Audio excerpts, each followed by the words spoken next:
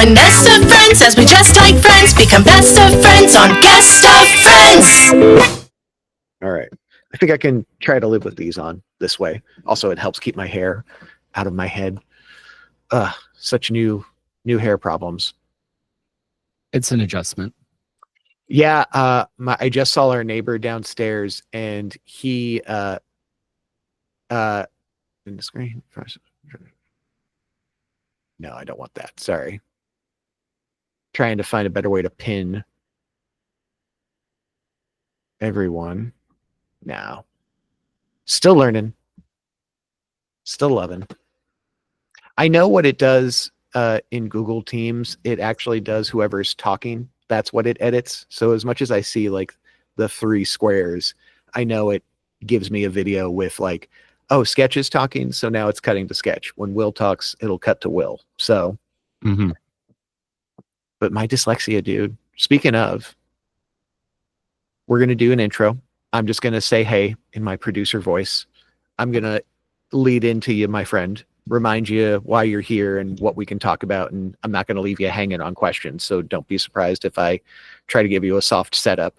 But most of the time, Will, this is just a casual convo in between those questions. You know the vibe from your love of podcasters and podcasting. So just be yourself. Don't be nasty, but we're an adult podcast. So, a 4-letter word in character is fine. Just don't make it your personality. And then, we're just going to hit those 3 acts and we're going to have a great time doing it. Jen, any other thoughts? Good on setup, good on lights, good on sound? I'm seeing the thumb up from the dark, so I believe it. Will, you're doing some contingency recording. Thank you for doing that. I'll get our show started. Welcome, guys, gals, and non-bind pals, to another episode of Guest of Friends, a Nest of Friends podcast. We are all about building creativity, community that cares through crafting. So we are so grateful that I am visited by not just an amazing comedian, an amazing podcaster, and a musician, talk about triple threat, but a dear friend of mine from my baby origins back when I was a wee Lusbian from Calvert County, Maryland, right before I ever deigned to put on my city boots and huff the streets of New York City. That's right. It's Will Carey. Will, hi, bud. Hi, Sketkh. Good to be here. Thanks for having me, man. Before we get into it, you're back to doing music and you're performing for live audiences. Didn't you just perform a show not too recently? Yes, I did. My emo pop punk band called Sketkh, of which I am the bass player and co-vocalist. We just played a big show in New York City at Pianos, which is in the Lower East Side, and we were joined by our friends in the band Suburban Surf Club and our friends in the band Hopeless Otis, and we filled it up, and it was a really fun time. I'm about to say, I saw it on Instagram. This was, as of this recording, this is what, like late June? This was like mid-June you did the show, and I just saw that on my For You page, and I was like, fucking A, Will. I am so happy to see you remembering when you were in high school bands, and like, insert typical high school band X, Y, and Z. I'm grateful to have seen this journey from like inception to maturation for you, my guy. This is fucking great. Where can people listen to you? People can listen to Sketkh everywhere that they stream music right now. We currently have one single out, our song Rhode Island. It's available everywhere you stream music, and we will be releasing more later this year. We've got plans to record this summer and put out more new music in the fall. I am excited. I was going to say, so a summer emo album, but you're producing it during the summer. So yeah, Pumpkin Spice Rage coming to you by Sketkh. I don't know. That's just a pitch. Love that for you. I can see the cover art, like all the thumbnails that are being like built up by marketing in my brain. If you had like a budget that enabled that scale of work, and it sounds so nostalgic. It sounds like so much fun. And my gosh, must bring you so much joy. Can we Mhm. can we start there? I know how you and I met, and I know we've talked about that on your podcast. So Yes, we have. I want to recontextualize here on the show. We like to talk to creatives about like their life, their career, their journey, their passion with community. So Will, give us a little bit of like what your discovery of creativity was like for you. Was it like crayons in a crayon box? Was it a song this one time when you didn't understand how music was of music? Or was it like something more core memory that maybe most people don't really anticipate? Like when did you discover you were creative, I guess is the question. I probably discovered I was creative a few months before you met me, because when I was growing up, when I was like a child, I of course loved cartoons and I loved video games, but I had no sort of inkling that I was wanting to make art or create things in any way. As odd as that may sound, my biggest priority as a kid was getting a high score. That was what I was like most excited about. And then later on, it was what else can I learn about the sinking of the Titanic? Those were like my two like twin like deep dive like super serious like interests and passions. And what probably set me off on the path that I still follow today, the inception of what would turn me into like an artist, was when I was 13 years old. I discovered the band Blink-182. I've talked about my love of Blink-182 for a good portion of my adult life to anyone who will listen. This is a pretty known fact about me. This was a very core fact about you even back then, because as much as Blink-182, I think we can look back at with a lens of like raw nostalgia, it was for a lot of people, because music was your identity, at least for young millennials in high school. Like it was everything about you. Like you saying you liked one band drew a very specific line. And then if you said another name, you're literally just drawing yourself into corners. Yes, exactly. In the early 2000s, the scene, the music you were really into, and the scene through which that music was created, which for anyone who's not familiar, scene is essentially like the community around genres of music. And punk rock and pop punk has very documented, like tight-knit community with like very set kind of parameters, depending on where you are, depending on the people that are around you. But I heard power chords on an electric guitar, and I heard those melodies, specifically the song What's My Age Again. I heard those sounds, which I had never heard before, because I was a Disney kid and I listened to a lot of contemporary 90s pop and Motown is what my mom listened to. That was my first exposure to guitar forward rock music. Okay. That really spoke to me. My dad had tried to play Ted Nugent and classic rock for me, but it just didn't hit the way punk rock did. And so I had to learn how to make those sounds. So our high school, Patuxent High School, had guitar classes, and I harangued my parents, I want to play guitar. And they were very supportive. Got my first acoustic guitar. This was going into my sophomore year of high school. So this is fall of 2001. Oh, I remember that all too well.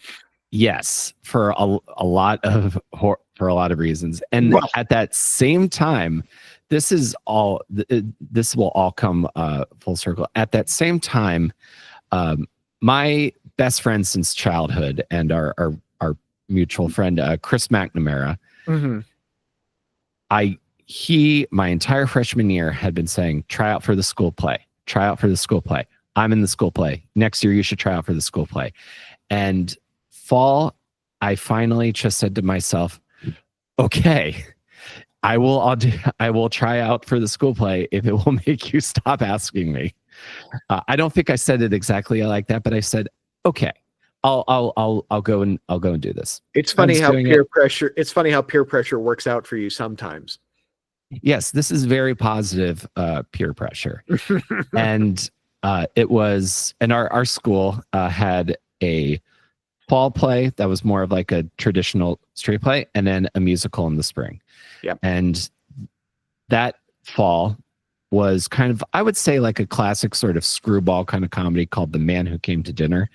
That was a very interesting show. We did, like, Derek Anderson, our theater director, had such a palette for like that weird British situational play. Like, yes, the year before that, the show that I auditioned for my sophomore year was Peter Sellers' The Pink Panther Strikes Again. Yes, a classic comedy of the era with a very kind of like very specific style of comedy. Yeah, exactly. For a bumble screw town in Maryland, that's biggest contribution was the Navy base brought in more people to the zip code like 6 years before. Let's do a Peter Sellers play for the high school legit show. Top shelf palette for again, Lusby, Maryland. I roll my eyes, and then you're exactly right. Of course, the next year we're doing A Man Who Comes to Dinner, a Sidney Poitier classic, if I remember it correctly.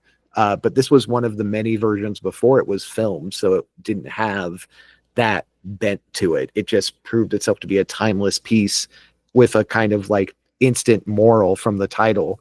But you got bullied into auditioning for that? I did. And I can't even remember what the audition was, but I more or less got cast in like one scene. It's me and a few other like prisoners that like come to dinner, and like the titular Man Who Comes to Dinner.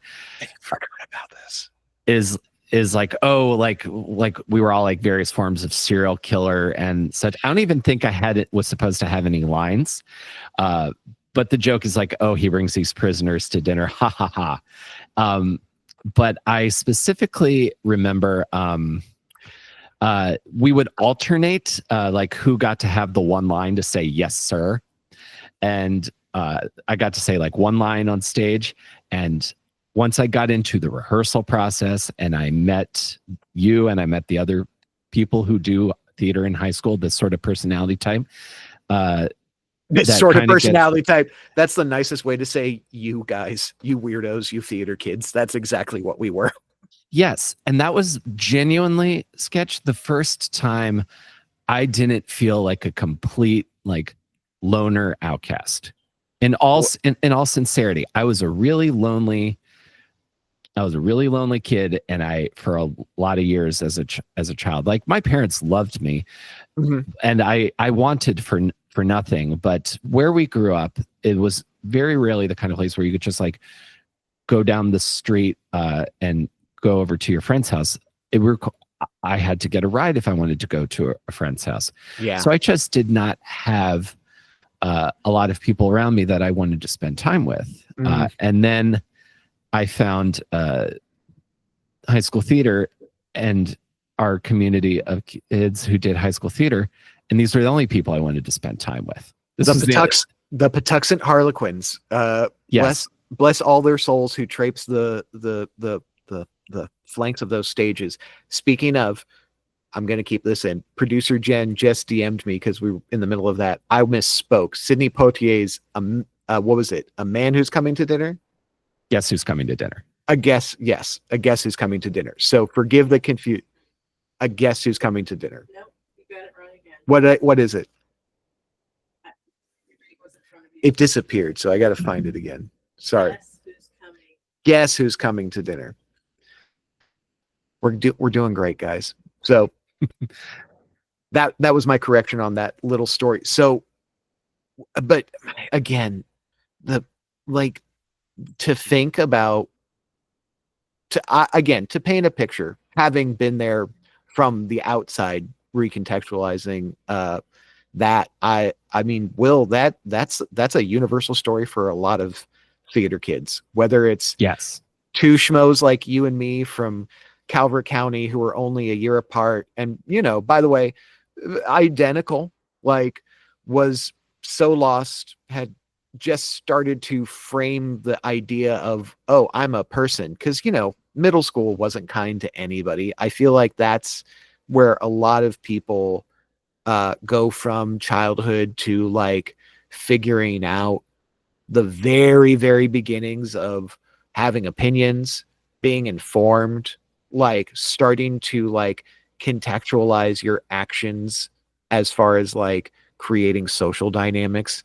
And then you, before you know it, you're in high school and you have to start all of that all over again, let alone, hey, finally discovering inspiration through the sounds that are very specific to the genre of music that is clicking with you, and then getting bullied by your best buddy who came in the year before, had a great time, and just wants you to ostensibly benefit from the same joy that they're finding. And I think having been there and getting to meet you when you walked onto those auditions and getting to see you do all the things that you did during our time together at Patuxent.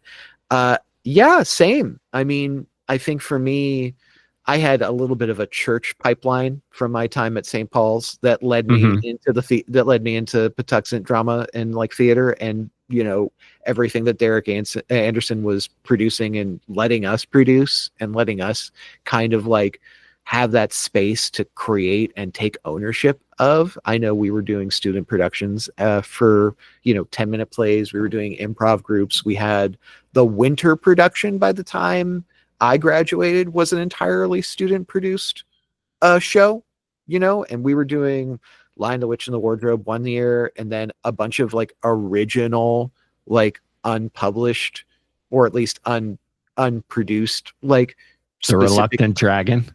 Reluctant Dragon was a classic. And you know, what was the one that was done like your junior year? It would have been my senior year, but it was an original play. I remember.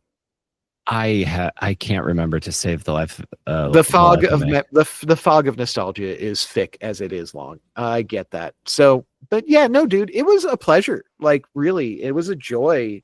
And I say this with context now, not being a shit ass 15-year-old who met you, going through the exact same thing of like, who am I? What am I doing? How am I doing it? Thank someone that I found theater, because that space, that place at Patuxent, where we were able to be silly, where we were able to be ourselves, where we were able to like, you know, try something that no one else was doing. I remember when we made it rain on stage.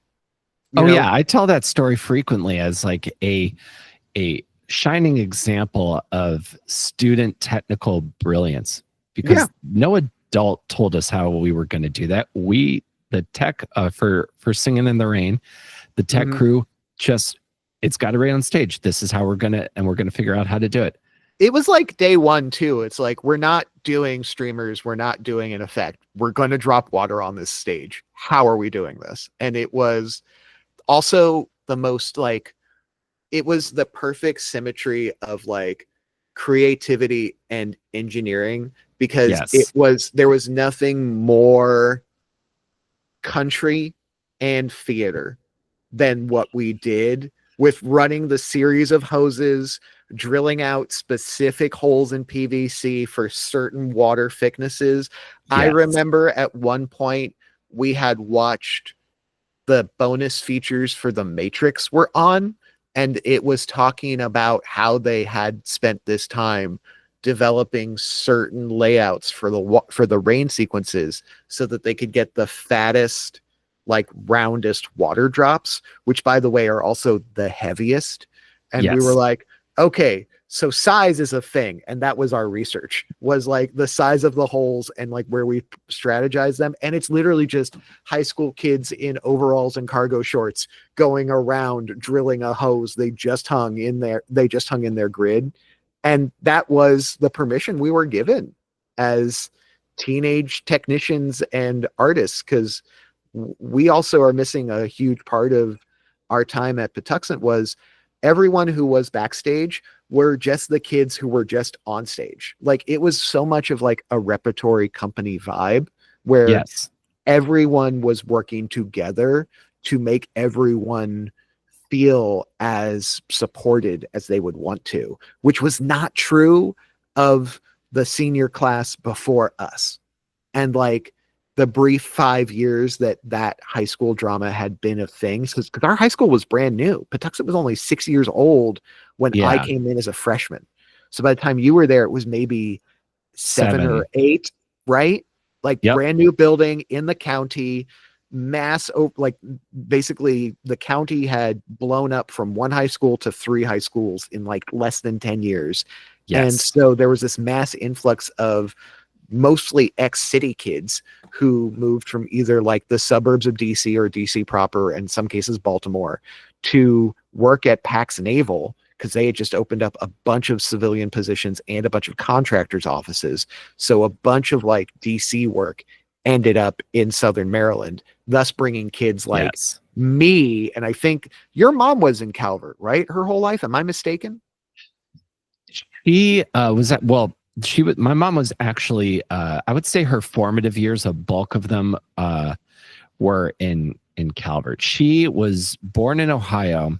She spent time in Calvert, and then she also spent time in New York on Governor's Island, and then also time in Seattle. Because wait, she lived on Governor's Island? That's a very specific island to live on. Well, to some of the, if anyone's a fan of the Bowery Boys podcast, little New York history, there was a Coast Guard base on Governor's Island back in the day, and my grandfather was a decorated Coast Guard captain.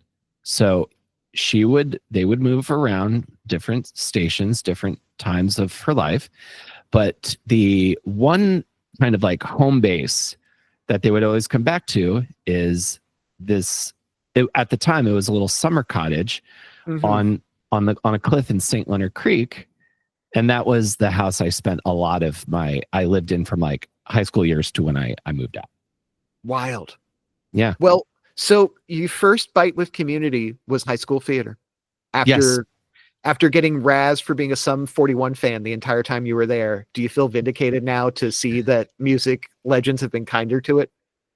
I am thrilled to see that all of the bands and scene that I loved as a high school student continues to resonate with people. And it has like legitimate, like cross-generational appeal. The fact that Gen Z kids love Nirvana, and I went to, and again, just a little peek behind the curtain of my Blink-182 fandom, when Tom DeLonge rejoined the band 2 years ago, and they went on a giant world tour, and then went on another tour, and are going on another tour, I will have seen them probably, I think 7 times since he's rejoined the band in several different states.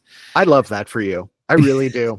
I know exactly what that means to you. And I think that's beautiful. And I have been enjoying them more and more, having seen them do exactly that from a level that I couldn't when I was a shit ass snob high schooler who thought he knew better, who was secretly listening to the Backstreet Boys and also living that truth when he could.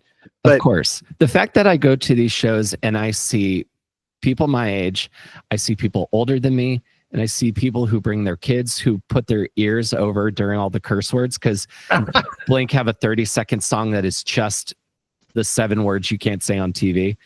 I think that says a lot about the power of that music and that community. The fact that I have been wearing Blink-182 shirts in Jaipur, India, and people have come up to me and said, I love that band. I think that says a lot of the power of that community around that music. Well, Will, I think we've hit a natural pause point. Let's take a break. And then I want to talk about what I would consider Poke Evolution 2 for Will Carey's journey finding community. I'm excited to see how we go from high school years theater club emo punk fan to maybe a little bit of collegiate Will. But let's find out more after this quick break. Hey there, guys, gals, and non-dime pals. Join us Thursday, August 7th at 7:30 p.m. at Geeky Teas on Alameda Avenue in Burbank, California for our Decades of Fashion live fashion show and figure draw.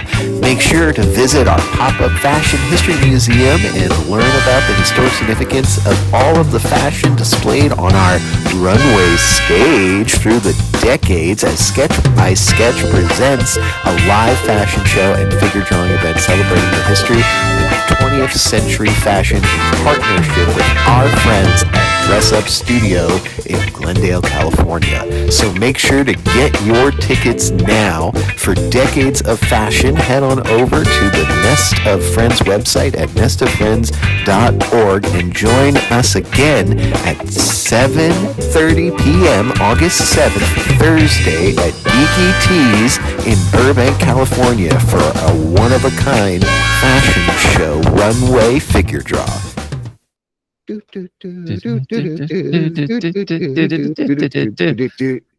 One second. Let me check in with Jen. Sure. Copy that. Collegiate has a T. Collegiate. We're learning words one podcast at a time. Should I turn any lights on? Is sun starting to set? I can turn a light on if you need it. It's breaking you up a little bit. I think what would help me is just maybe tilt the camera down a scotch. I could use a little less headroom because what I do is I put a little like overlay frame over each screen. So split the difference just a pinch. Okay, let's do a little bit more. No, I meant a little bit back the way it came. Okay, how about that? that? I think little like a baby nudge. That's her right there. Yeah, Perfect. That's nice. Get those beautiful art deco pieces off that second section. So next chapter, it often goes this way. Like we start with like baby to like usually high school. Maybe we'll start talking in college, but it doesn't have to be entirely the college years. If you want, you can talk about like if there was like an A, B, C to Act 2, if this helps you frame and help you contextualize. Sure.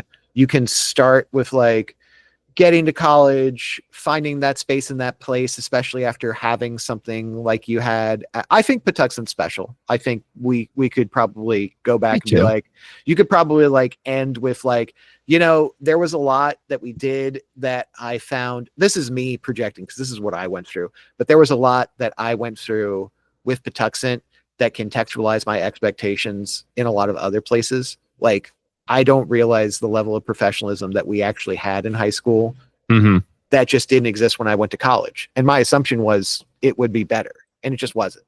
Right. Or it just was different. Like, how does that like frame your explorations, whether it's just doing bands and not doing theater? Like, and then what got you back into like what made you go from college to New York, I think is an excellent B plot.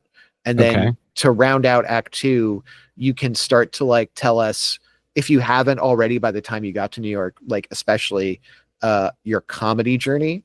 And then we can save Act 3 for more current history. Like I think for a lot of us, current history is post lockdown. Like we all went through that. It all kind of like hit us. You can obviously talk about like what community meant to you at a time when you couldn't be in the same space and we had to learn about all these different ways. But then get to the end of Act 3 is like, hey, this is where I am. This is what I do. This is who I found that keeps me going now. Like, what is that like? Just kind of like help give you some beat structure if that gives you an understanding of what we're going to do for these next 40-ish minutes. Sounds good. I know exactly what I'm going to do. I love that. All right, well, we're going to get into it. And my goal is to get you out of here by like 5:15. So I see the clock. I'm watching the clock. I don't want you to think I don't want you to feel like you have to have a pressure to like time yourself, but I'm aware of everything and I'll find a way to like keep us on path. So just be loose, tell your story, like answer the question however you feel in the moment. Okay? Sounds good. And yeah, Chelsea knows that I'm out here, and she knows that to like be quiet if she needs to got out or something. So no problem. I'm not worried. I'm not worried at all. Like Right. we're casual. When we get studio money, I'll fly you out here. It'll be a different story. But until then, like we're doing it the best we can with what we got. 12-year-old, 20-year-old computers aside. All right. So we are still recording. All of this was recorded. It will get cut out. We're going to come back to it, and then I'll do a soft re-intro into it, and we'll get going. Okay? Sounds good. All right. Everything's recording. Yep, still. Do. Guys, gals, non-binary pals, welcome back to Guest of Friends, a Nest of Friends podcast. I'm joined with my dear friend, comedian, musician, multi-hyphen extraordinaire, Will Carey. Will, we just talked about our mutual origin stories from wee lads from Lusby, Maryland, on Rosby Hall Road, talking about Patuxent, a place that no one can ever spell, and anyone outside of Calvert County, like I see so many people freeze when they're like, how do you spell that? And then I show them and they're like, what? I'm like, wouldn't have guessed that. No, it's been such a thing. So Will, what was it like going from Patuxent to after Patuxent, like high school onward? What was that like for you, bud? That's a great question, because when I first got to college, that was the first time I had been away from home longer than a week. Once I hit 8 days, that was the time that because you were in a band. You were in a band too, right? Didn't you start one in high school? And then I did. We also had this journey together where you had such a tight knit group with Patuxent High Harlequins and all your friends in high school, and now you're being set free. What was it like? What was it like on that next step? Well, I definitely knew that what I was leaving was special. So I really, while I was sad to leave that time, I was excited. I was excited for what was coming next. I knew that college was going to be new experiences, and I also knew that I would never lose touch with the people that really meant a lot to me, even if we didn't talk every day, because lots of those friendships that I have, I will say that about you. I'll say that about Chris McNamara. The folks from that time I'm still in touch with, pick it up, even if we don't talk for a while, pick it right back up, and it's like no time has ever missed. But to go from high school to college, because I feel like I really checked a lot of boxes on my way out the door of high school. I only went to senior prom. I wasn't even going to go to senior prom, but then again, peer pressure. Well, rented the tux in 3 days, danced with everybody's girlfriend, went by myself, ended up at Checkers afterwards with free sheet cake.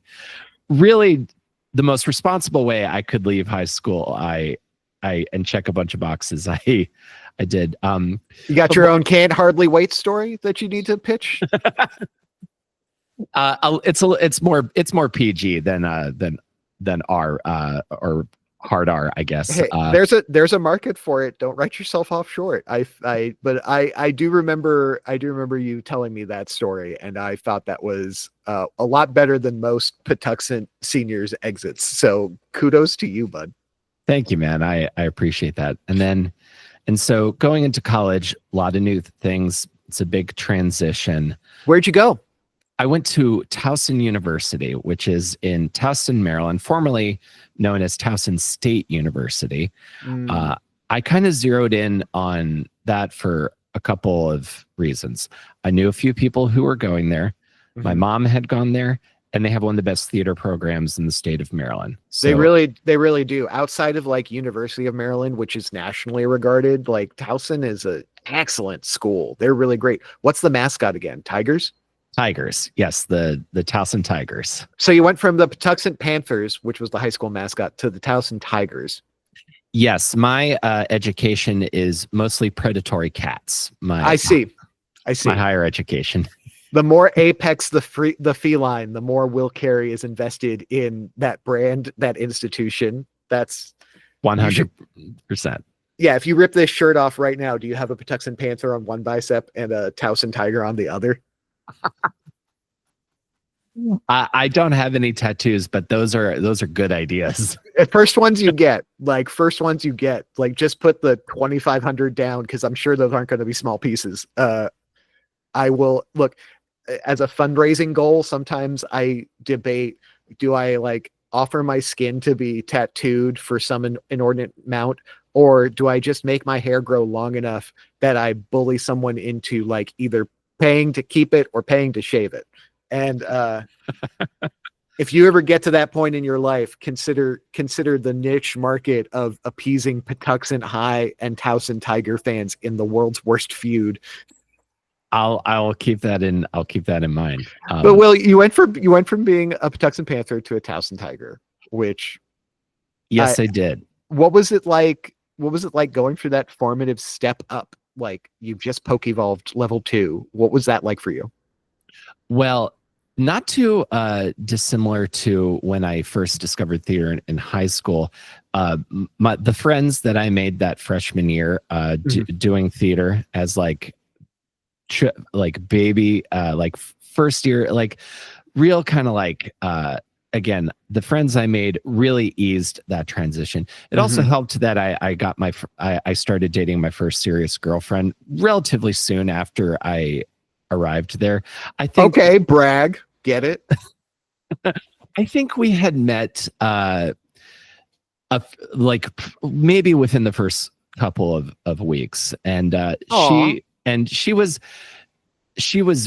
very nice, and we kind of, I think, were what we needed for each other for the time that we were together. So that my first semester, we spent a lot of time together. We spent a lot of time with our friends because we were all taking a lot of the same classes. We would take theater history. We would take movement. So this was a theater major. You were pursuing a major in theater, and then this was like you were just in the club, in the clique, in the group. That is exactly it. The way Towson's theater education is devised, you declare your tract in the department your sophomore year. So everyone kind of starts at like a base level when you come in, and then you either have the intention of going on the acting track, the tech track, or the general studies track. But to get in the acting track, you have to audition your sophomore year in the fall. So you do like a year of this, and then you either get into acting track or you don't. And this is going to be a part of the story. When it came time for me to audition for the acting track, I did not get in. Yeah.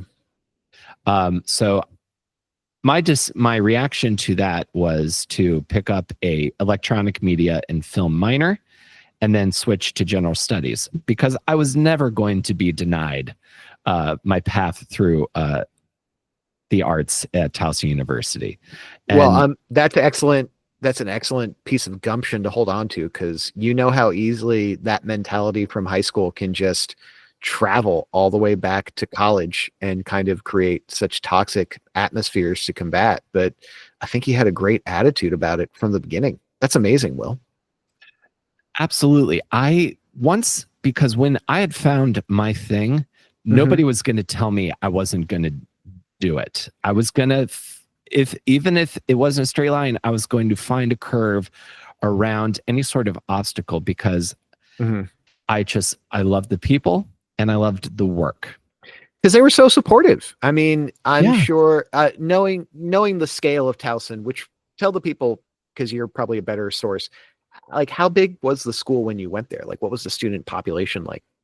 That's a really good question. I would not know the exact number off the top of my head, but it's not a massive school. I would say it's like a medium-sized school. Yeah, like probably like in the, what you'd say, like 20,000 student body versus like the 80,000 that sometimes can walk through UMD if there are people who can afford to go to college. Like, yeah, it can be like UMD is like a massive city, like College Park literally is that college. Yeah, Towson's a fraction of the size of College Park. Versus like I went to a like tiny little, barely, mostly a scam college in Long Island, and that was like maybe a population of like 16, 20, like not 20, like 16 to like 2,500. And it was so insular, so cliquey even then. So for you to not be to imagine being a baby high schooler, especially, like Patuxent set us up with a lot of confidence to be creative. Like we could have easily walked into other rooms, other colleges, other spaces with chips on our shoulders and things to prove, because we had such a high like expectation of like what performance could be even before we were 18. And Yes.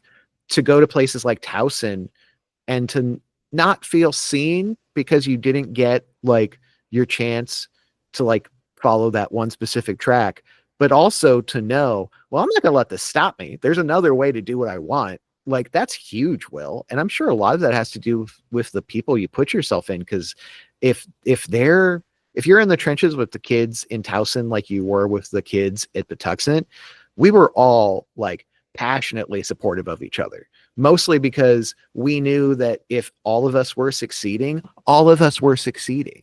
Even if we had beef with each other, even if we were dating each other and we shouldn't have, we were able to like still keep the performance and the production going. What was that like, carrying that into Towson again?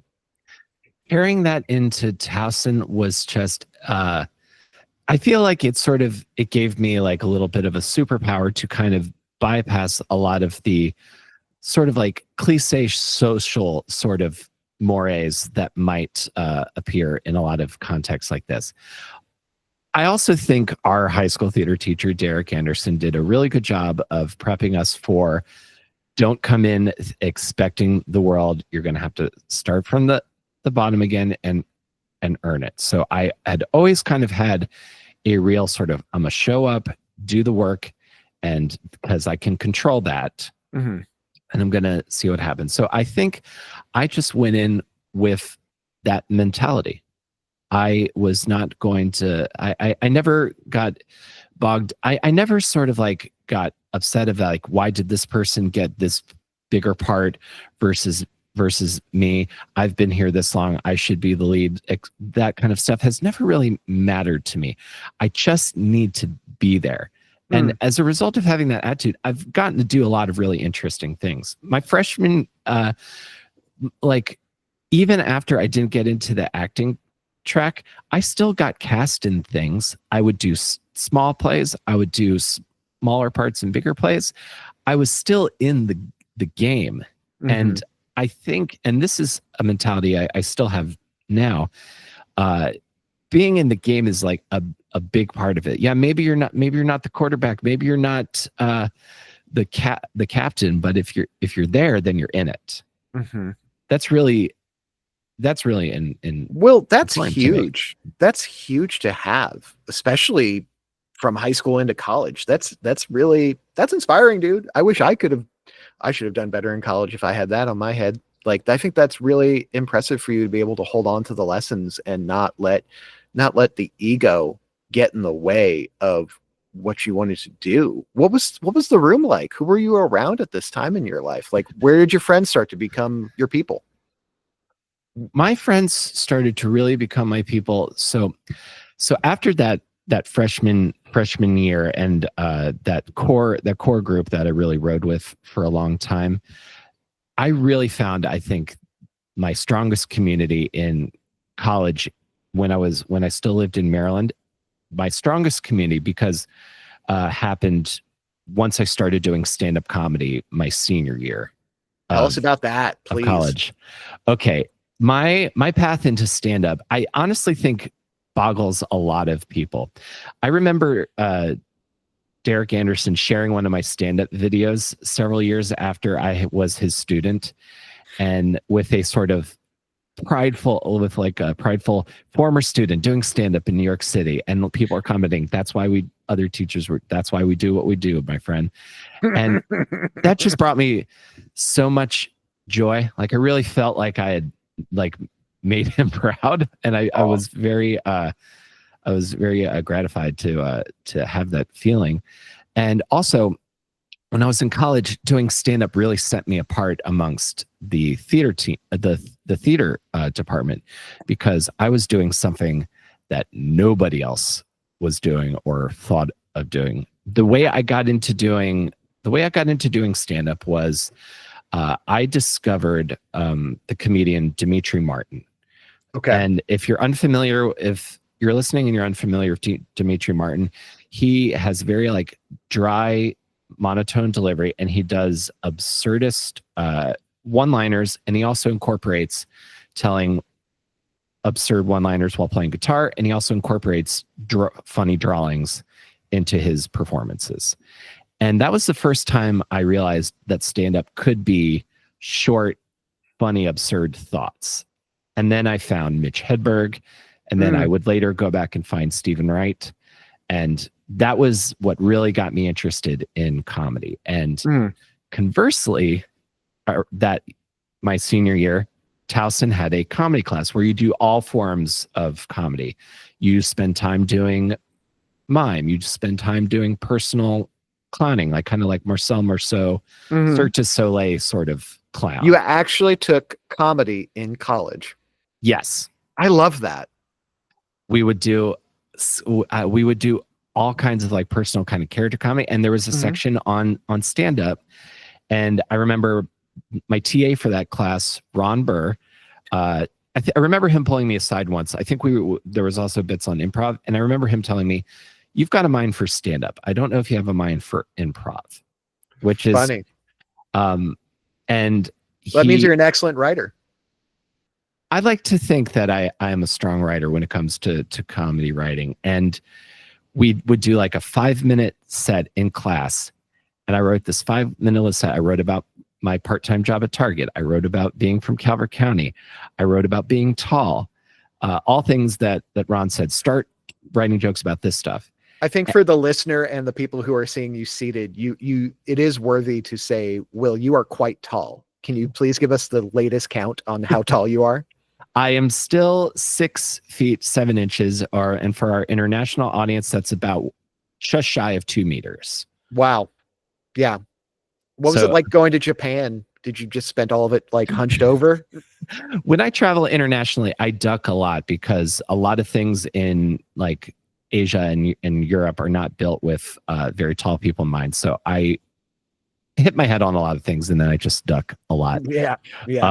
There's an entire series of photo in my photo albums called "Will Carey is Too Tall for This Place," and it's just me being too tall to fit through doors without ducking. I think that's also a great place to take our next break. When we come back, I want to hear more about comedian Will Carey and his journey into podcasting, and then all the things Will Carey today. When we get right back, Nesties, here on the Guest of Friends, Nest of Friends podcast. See you soon. Guys, gals, non-binary pals, we've got another spectacular sketch by sketch live figure drawing event for you, August 15th at Lawless Brewing Company at 8 p.m.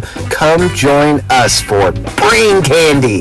That's right, we're going to have 2 drag artists put on their best tributes to your favorite nostalgic childhood television shows.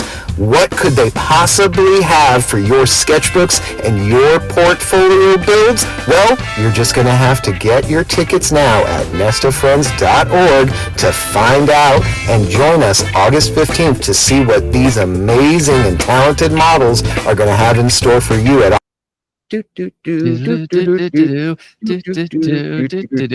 Will, this is so great. You're like, one, I'm learning so much about you every time I talk to you, and I feel bad because I've known you for 20 years.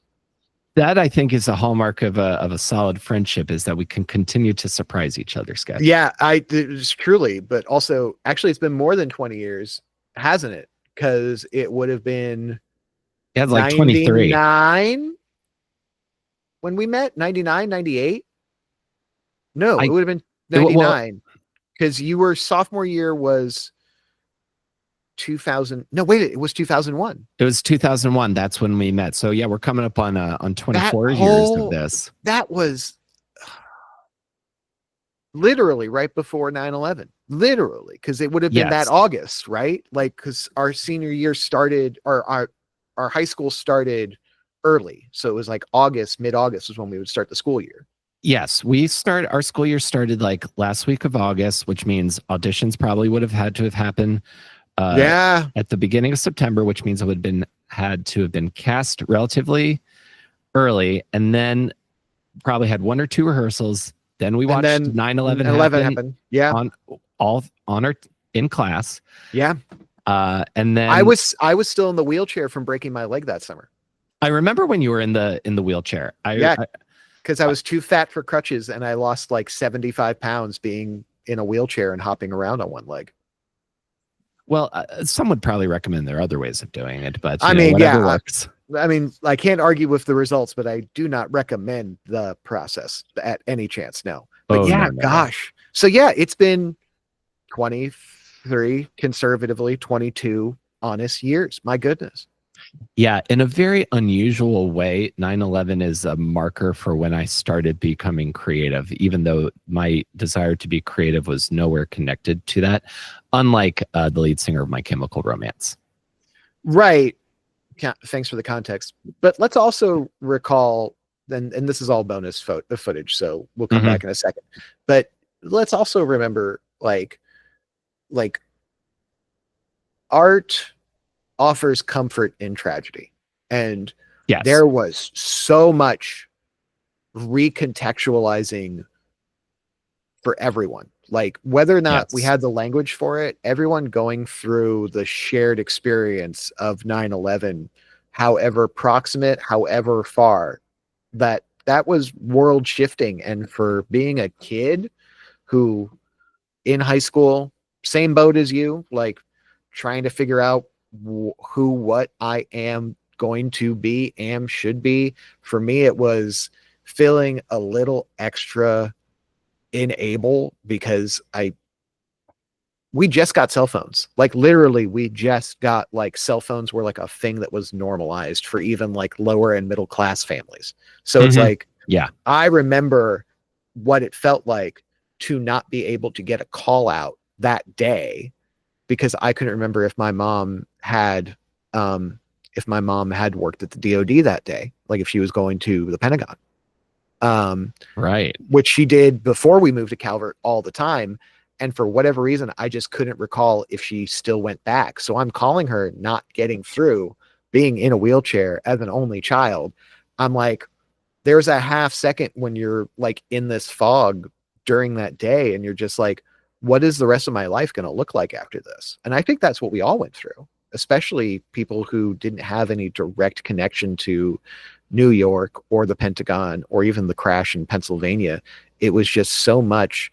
And I think for us to then go back, I remember our first rehearsal back for, was it in fact The Man Who Came to Dinner? Or it was the man. It was The Man Who Came to Dinner. And I remember Mr. Anderson saying that, we're at this time, this play is going to be like a little bit of relief at a time when some levity or something like that. I don't for sure. I can't remember exactly what he said, but I think, that's something that I remember, because when it comes to making like political art or like political jokes, that's not my strong suit. My strength as an artist has been I think my strength as an artist when I'm doing comedy is to be silly and to give a lighthearted and to give be an entertainer. And then my strength, I think, as music is that I write from a more personal place in terms of mental health and what's going on in my life. And I think that I function great as the release valve. I think that's always been true of you. And I think this is an excellent place to say we're going to come back from our break. Perfect.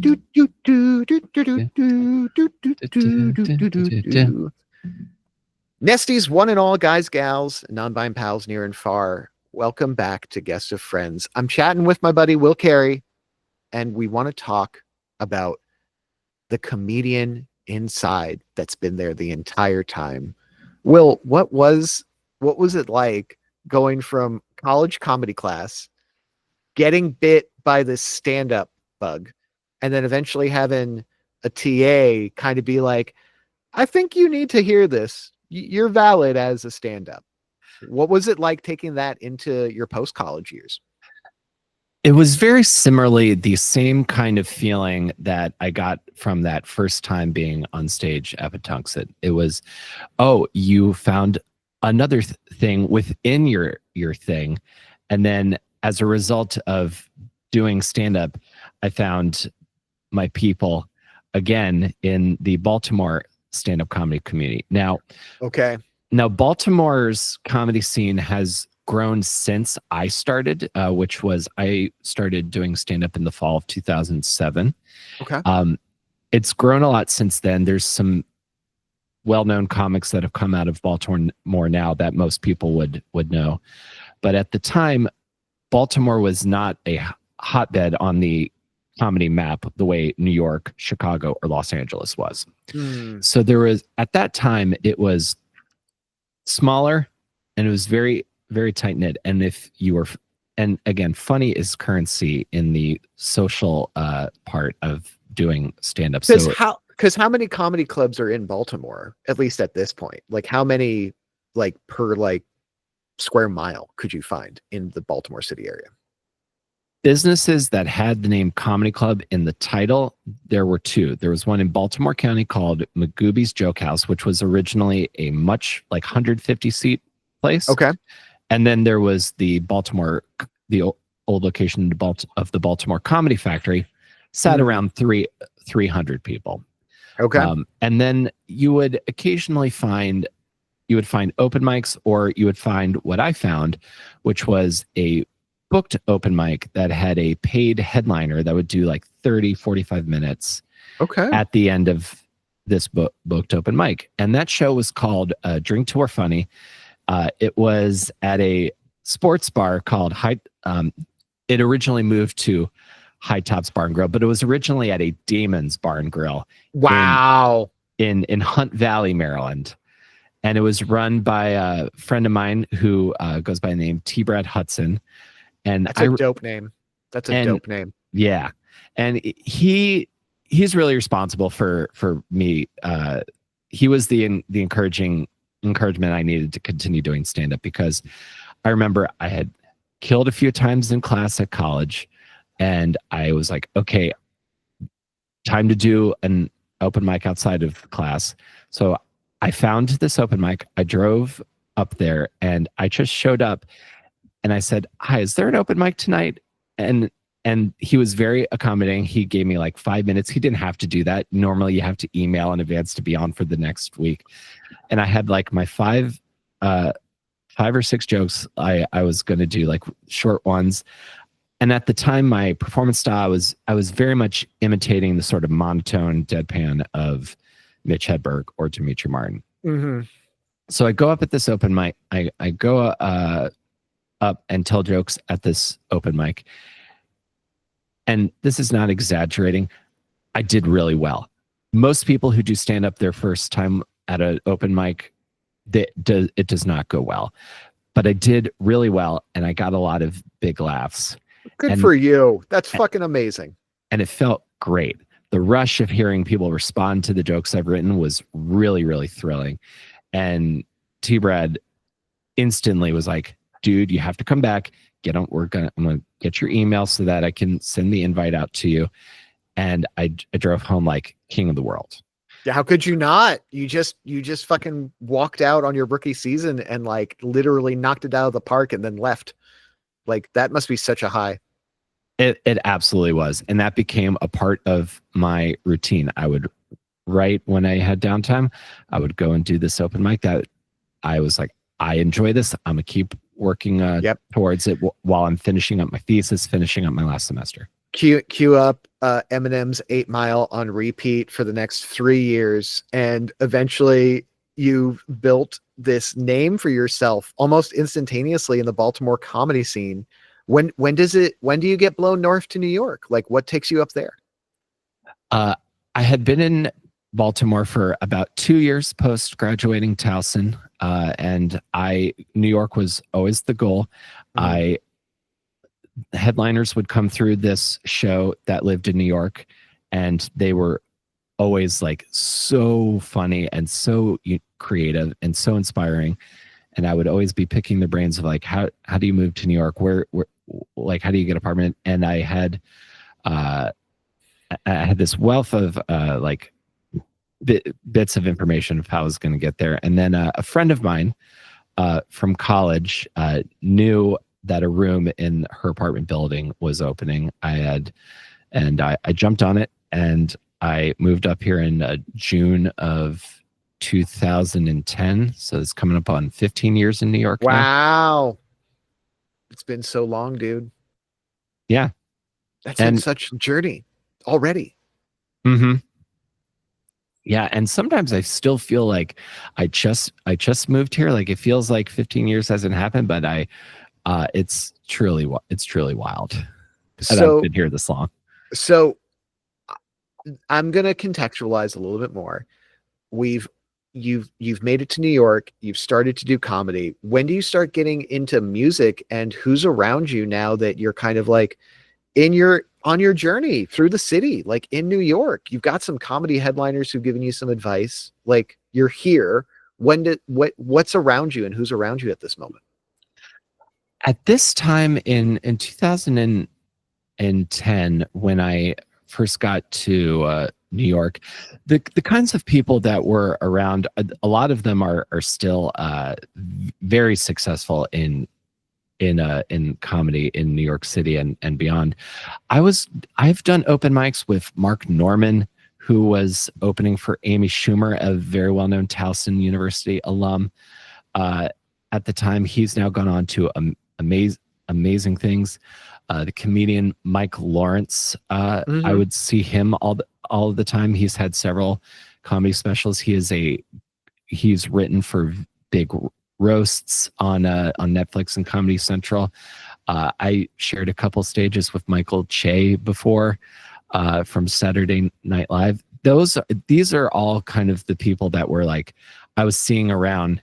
Like they were all about to like break through, and they, just like me and every other comic, sometimes they got to work out material at open mics in New York, and that's where I'd see them. Well, being in these rooms when this happens, that's it. Like you don't really make art in a void. And whether it's comedy, whether it's music, I think being in a place like New York City, especially after establishing yourself so fast in another city like Baltimore, and now here you are kind of like taking on those final steps into evolving yourself. How do you get back into music during this time? Or have you ever stopped? Like, has there been a side band for the last 15 years at this point? Well, that's the thing. Once comedy started, I had a band in college, and we had played a couple shows, and then I had one member just moved away because for college and life, I ended up having a falling out with one of the other members, and that experience is what helped bring me into doing comedy. Initially was the idea of like, okay, I can do this by myself. Mm-hmm. And what really brings me back around to music is starting to do my podcast, which is called Between Awesome and Disaster, for anyone who's curious.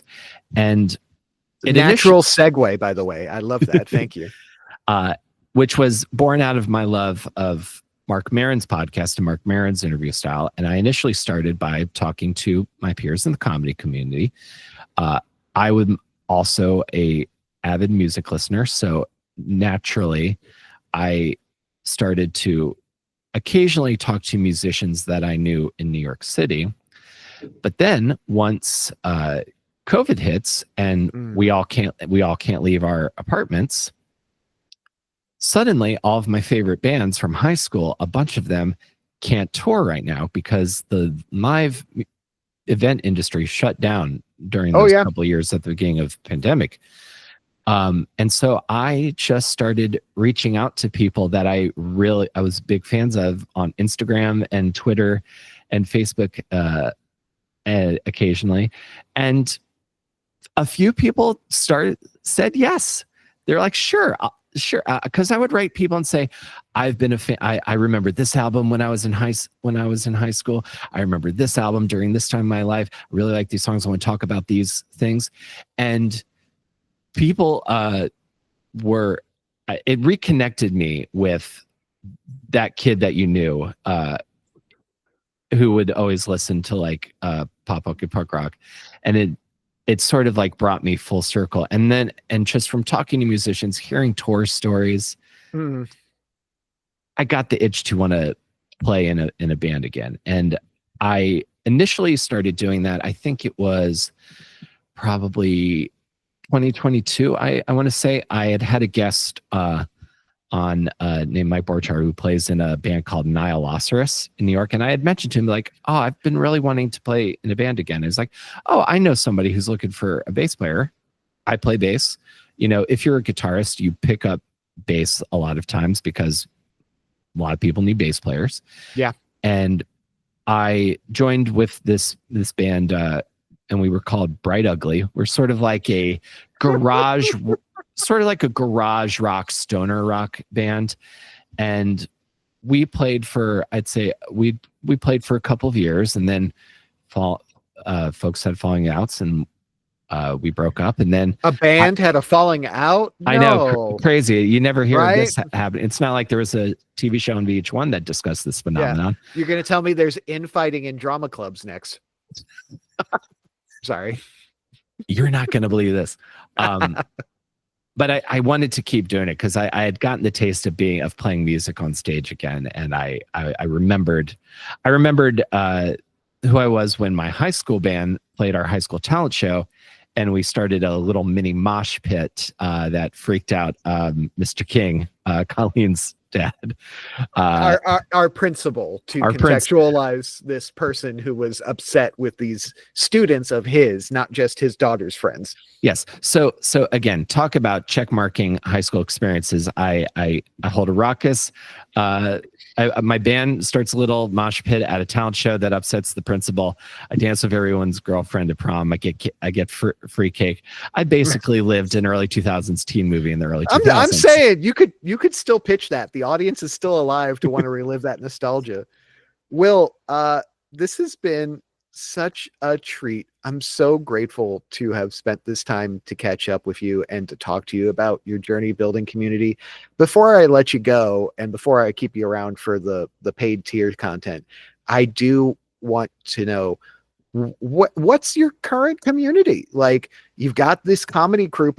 You've got this comedy career. You've got this music career. Who's in your life now that gives you all of this support that are your people at this moment?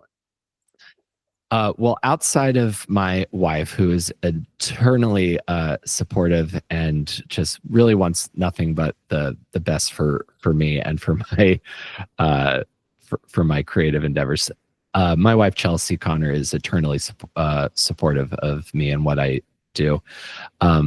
Outside of I would say my two communities right now are the New York City punk rock community. So my current band, Sketkh, we play pretty frequently with our friends Hopeless Otis, and Larry Spann, the lead singer of Hopeless Otis, runs monthly shows, punk rock shows, in the back room of an Irish bar called the Shillelagh Tavern in Astoria, Queens. I love that. And we play somewhat regularly, and so he's been a huge supporter of Sketkh and has gotten us on stage a lot. So I'm tremendously appreciative of his support, as well as the other very cool bands we've gotten to meet and play with. Another band I'm thinking of is Something About Ghosts, is a great alternative indie rock band. We played a great show with them in Bethpage in Long Island. Wow. So the bands that I play with, again, I've mentioned my friends in Suburban Surf Club, my friend Aaron Barkstrom, again, huge early supporter, frequent guest on Between Awesome and Disaster. Those relationships I'm building in the punk rock scene in New York are really deep and really meaningful. And then also, again, bringing this full circle, I've fallen in my community in comedy right now is I've really fallen into the world at the People's Improv Theater and the sketch performers and improvisers that do shows there. Yeah. I am not to sound arrogant, but I am You're one. allowed to sound a little confident, though. You can do that. So I do tech at the pit. I run the lights and sounds and music cues during shows, and because I have a background and because I've done comedy for song, I have a pretty good sense of how to punctuate certain elements during shows. Yeah. And I've worked a lot with a group called Backdoor Barbecue, and then until relatively recently, they just had their final show for before hiatus. I did tech for a live dating show called Love Is Live, and the performers that I work with there are all incredibly lovely people, incredibly supportive, and really because I really put a lot of joy into my work as the tech and collaborating with these groups to make their visions come to life on the stage. And I have received effusive praise from the folks I've worked with, and it's really been incredibly meaningful and validating to me to hear that from them. Well, Will, having seen that from the very beginning of your journey, almost 20 plus years ago, and understanding the human Xanax level quality it's like to have you in the room with people, like you really are a light. And I think knowing how much you care about making sure that other people feel supported, and that also knowing that you know a thing or two about how to, run a fader or run a cable, or, like be able to treat a person like a human being. I think all of those things add up to a very amazing and accomplished creative like yourself. And I can totally see how, even with the gaps in our years together, how you filled that by being able to attract other people to you for the genuine self that you are, this curious, dry, like whimsically sardonic musical nymph who happens to be 6'7". And I think from everything I've seen you do from our baby days back on the Patuxent stage to being able to watch you on my For You page and on your podcast, like have such a weight and such a stake in what you are doing and how it is so uniquely 100% you. I'm really proud of you, bud, for having all that around you and being able to find people like you, because that's hard. It's really hard for a lot of creatives to feel perceived for who they are, not just the product they may be, and also to know what to do once they get that. And I don't think you've ever let that like hurt you or hurt anyone else. And I think that's really impressive. I'm proud of you, bud. Like, kudos. And can people still find you on the podcast? When's your next show? Like, tell us where they can at you and where they can find you. And then we'll get into saying goodbye to all the people listening to the free podcast and talk a little bit more for a second after that. So yeah, Will, where can people find you? What do you got going on? This is coming out probably towards the end of, or maybe middle of August, I feel like. So okay. We're coming up on the fall as of listener. What do you have on the horizon if you can look that far ahead? Well, if folks are interested, they can check out my website, awesomedisaster.com. That has links to everything that I do, as well as all of my social media. You can listen to my podcast, Between Awesome and Disaster, everywhere that you get your podcasts. You can listen to my band Sketkh everywhere that you get your music. And if folks are interested in when Sketkh is playing live or when we are releasing new music, you should follow Sketkh NYC on Instagram. And you should follow me on Instagram as well, Will Carey 23. Again, all links at awesomedisaster.com. And for the privileged few, I'm at Will Carey on Blue Sky. I got the first Will Carey on Blue Sky. Good for you. You finally got the first Will Carey. I know what that's like in your journey. Well, Will, thank you for sharing this, and ta-ta to all of our listeners. I've been your host, Sketch Williams. Today's episode has been produced by Jennifer Martina, and you can find us at nestofriends.org for all of the links for our upcoming events, including all of our regular live figure draws with Sketch by Sketch over at nestofriends.org. And yeah, bye, everybody. Bye. doodle-doo, doodle-doo, doodle-doo, doodle. Well, that was so much fun. Oh, dude, it was super fun. Thanks for having me. This was really great. I'm really glad. Well, this is the post-show extended cut. So here's how this works. So I ask you guys, all of our guests, to give me a prompt, something to draw. So, this is your free commission. To like, I'll tell you this: if it takes me more than an hour, Okay. I'll start charging you a day rate. But think about. I can do a lot in an hour, so think about what you'd like drawn. Okay. That is a really great question. Well, since Patuxent is so near and dear to our hearts, could you draw you and me on stage in the Patuxent High School auditorium, sitting at a table, talking like we're on the podcast? So you want me to? This is such a specific commission. I love this. So you want me to draw us podcasting from the Patuxent High School theater stage? Look, that is what I want. You said it. I think that's incredibly endearing and cute. And what a way to really put me in my feels when I sit down and draw that. So, okay, that's the commission. That's it. Gosh, Patuxent is getting so much credit on this podcast right now. Right? Aren't they? Yeah, it's not like I can like send them a bill because they're a state institution, but I couldn't even imagine. Is anyone from our time there, specifically teacher wise? I could not imagine a student that was still there. Is there anyone there anymore? The only person I can think of that I knew from my time in high school that still lives in Calvert. I know Joey Boschert and Savannah Parsons. I believe they still live. Joey Boschert. I would believe he does still live there. I'm amazed and proud of him for being such a native lesbian. My goodness. Mm-hmm. And wild. And I think Molly Weeks and her family are. That's right. There. She was she should be still a librarian there. I believe. Yeah, she is.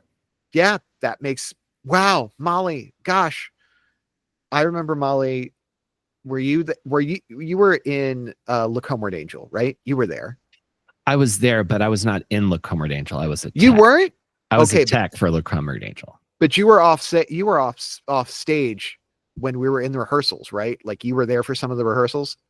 Yes, I was there when we all started using Hear You Me for the closing song. We became obsessed with Jimmy Eat World. That was your fault, and I know it. I will take that to my grave, and I will blame you for it. And that's when we were all Will Carey for 3 months, was listening to Hear You Me before it became like the pivotal song of a high school theater show.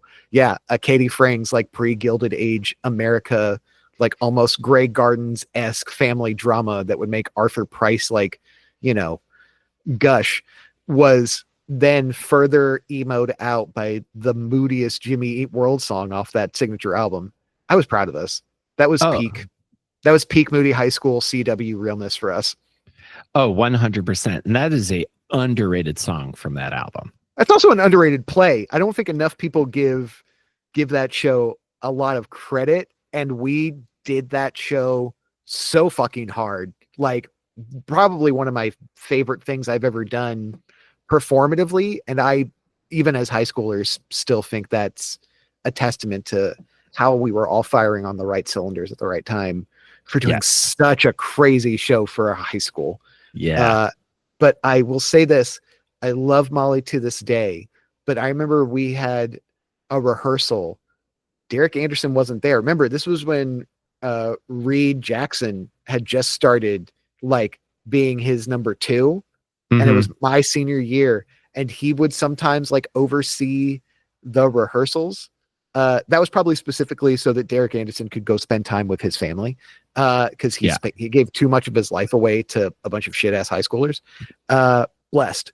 But I remember Molly, this is when we realized Molly had a thing where she couldn't look any of us in the eye when she was doing her lines.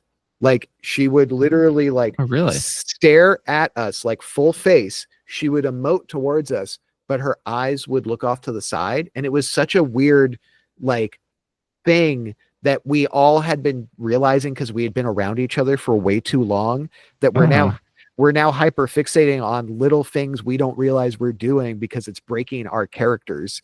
But this is also a thing where we can't do that to people nowadays. You have to be so. We spent 3 years doing theater back to back to back to back all the time. We hated how much we knew about each other, that we were then like looking at each other's faces and we're like, Molly, why aren't your eyes staring at me? And she's literally like, what do you mean? What do you talk about? I'm like, Molly, we have to break you of this because it's something that's noticeable. And it was so funny how many moments like that would happen. That's where I learned I wasn't walking correctly. Like I was shuffling everywhere I was going, was because people were like watching me cross the stage and they're like, hey, why aren't you going heel toe? And I'm like, what are you talking about? Single child, no father. Like I had to teach myself to shave, but no one taught me how to walk. So if it weren't for these spaces and these places and the trust that we put into each other, and also just the freedom that comes from being the same age, growing up at the same place at the same time, where those walls are very thin. And also we're testing our boundaries with each other to understand what it means to be able to communicate. I think, gosh, so much of Patuxent and our time there and the shows that we did and the way that we approached it and the way that we taught ourselves to discover things. I think about it still to this day, even after doing all the years in New York, now being in LA, my years in college, all the things that I'm now actually starting to look back at with kinder hindsight, like when I was doing a web series, when I was doing a radio theater podcast, when I was just trying to make things stick to the wall, because that's what we did in Patuxent. When I was doing that in New York, I was like beating myself up for feeling like I didn't do enough or I wasn't as accomplished as I should be. But now with a little bit of time and space, I can look at it a lot kinder and say, I did some cool shit. I did some really cool, special stuff with some really unique and special people. And I think I was fortunate enough to have been able to appreciate my time in Patuxent, that if I was able to appreciate my time there as much as I did when I was trying to do all the things I wasn't doing at Patuxent, I might have gotten there to a kinder place sooner. So I will say, Will, one thing this conversation taught me that I'm really grateful for is that you never seem to have that problem. You've always been really good at appreciating the present and appreciating the people you're with. And I felt that from the day I met you. And I'm really proud of you to see that that has been what's carried you through and what's made you such a talent in so many spaces. And I never had a doubt you would find it. I'm just grateful that you were able to enable yourself so well. So really great job, bud. Keep it up. Thanks, Sketkh. I intend to. I appreciate you saying that, man. Not that you need my permission, but you know, I love you and I'm grateful to have seen this much of you. And I'm really grateful for the time that you spent with us. And yeah, I guess I'm going to go subscribe to Skipplag on Spotify so you can get some more likes and I can see what you're doing right now. Cause I'm really excited to be able to enjoy you as a fan of your music because I know you. Thanks, man. I appreciate that. Yeah, we have the one song, and if you go to my YouTube, I post little clips of other songs here and there. We've got like a pretty solid set right now that we bust out, and I know that once we get this this EP done, we'll work on. I've got a backlog of new stuff too. Awesome, dude. Well, keep me posted all of it. And I'm sure we'll have you on again. I'd love to talk to everyone more, especially about all the specific stuff we're going. This was a broad strokes conversation, but thanks for getting into it with us a little bit. And yeah, unless there's anything else you want our premium content members to know, you know, I think it's a good place to wrap it up here and just give you a big e-hug from the West and send all my love to Chelsea. Jen saying thank you. Absolutely, I will. Thank you for having me. This is real delightful conversation, and thank you so much for engineering, Jen. I really appreciate it. And yeah, I'll send all my love. She's pumping her fists in the air with righteous stagehand technician appreciation. Amazing. Love it. Will, I love you, bud. Please take care of yourself, and I'll let you know when this comes out, and I'll give you a proof before it goes, so you can let me know if there's anything you need taken in or updated. Okay. That sounds great, and I'll figure out how to send you that this backup audio I've been sending. So you know what? I might just it might just be sending it through a drive, and then if you put it in your drive, you can share the link, and then I can download it to ours. So if that works for you, that works for me. Perfect. Sounds good. I'll talk to you soon, Sketkh. This is running nice. All right. Love you bunches. Mwah. Send your love to your mom, okay? I Later, sure bud. will. Later.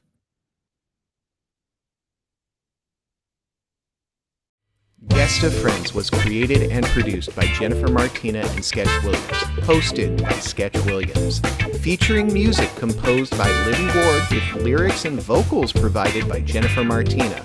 Cover art for Guest of Friends was created by Mitra Katsuyoshi. Guest of Friends is brought to you by Nest of Friends. Our mission as Nesties is to provide the kind of third space our world deserves through creativity, with community, with craft and care. Please like, subscribe, and leave a comment below on Spotify, YouTube, iTunes, and everywhere you're experiencing this podcast so that more people can discover it and help create a better world with one act of creativity. Join Nest of Friends as we just like friends. Become best of friends on Guest of Friends.